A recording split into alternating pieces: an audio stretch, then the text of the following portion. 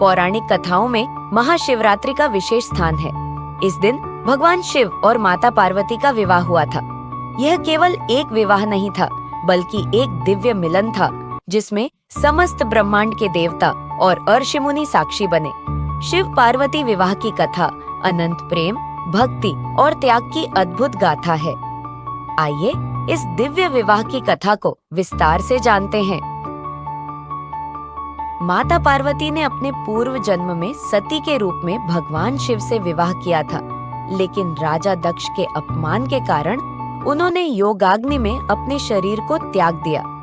इसके पश्चात वे पार्वती के रूप में हिमालय राज के घर जन्मी। माता पार्वती को पूर्व जन्म की स्मृति थी, इसलिए वे भगवान शिव को पुनः प्राप्त करने के लिए कठोर तपस्या करने लगी।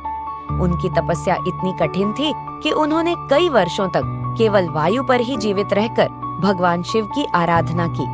उनकी भक्ति से प्रसन्न होकर नारद मुनि ने हिमालय राज को यह बताया कि उनकी पुत्री को भगवान शिव के अतिरिक्त और कोई पति प्राप्त नहीं हो सकता।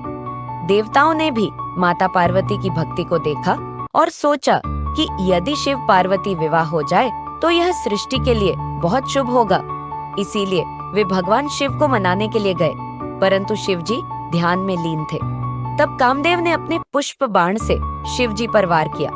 इस पर भगवान शिव ने क्रोधित होकर अपनी तीसरी आंख खोल दी और कामदेव भस्म हो गए। माता पार्वती ने अपनी तपस्या और भक्ति से शिव जी को प्रसन्न किया। अंततः महादेव ने पार्वती को वरदान दिया कि वे उन्हें अपनी अर्धांगिनी के रूप में स्वीकार करेंगे। यह सुनकर देवता और समस्त अर्षि मुनि अत्यंत प्रसन्न हुए। जब विवाह का शुभ मुहूर्त आया, तब भगवान शिव अपनी बारात लेकर पार्वती के घर पहुँचे, परंतु यह बारात किसी सामान्य राजा की बारात जैसी नहीं थी। शिव जी की बारात में भूत प्रेत, नाग, गंधर्व, यक्ष, राक्षस, अघोरी, वनवासी और सिद्धजन सभी शामिल थे। उनका रूप अत्यंत विचित्र था। शरीर पर भस्म, गले में नाग, हाथ में डमरू, सिर पर जटाजूट और त्रिशूल धारण किए हुए भगवान शिव अत्यंत अद्भुत और भयंकर लग रहे थे।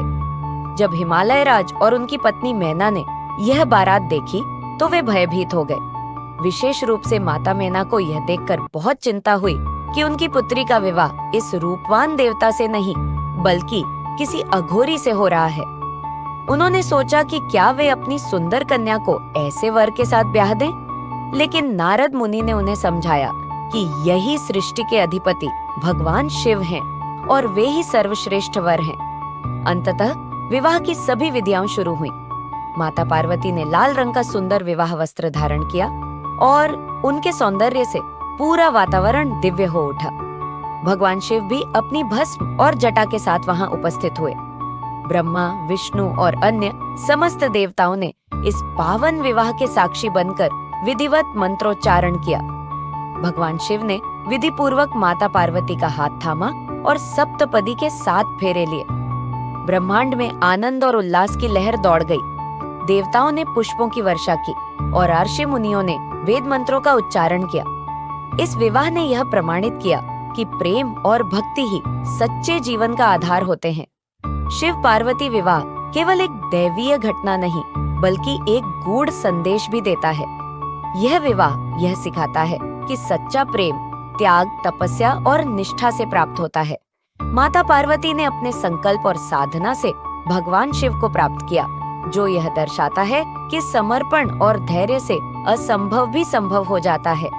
महाशिवरात्रि के दिन इस दिव्य विवाह को याद किया जाता है और इसे भक्तगण श्रद्धा और भक्ति से मनाते हैं। इस दिन शिव पार्वती की पूजा करने से वैवाहिक जीवन में सुख, शांति और समृद्धि आती है।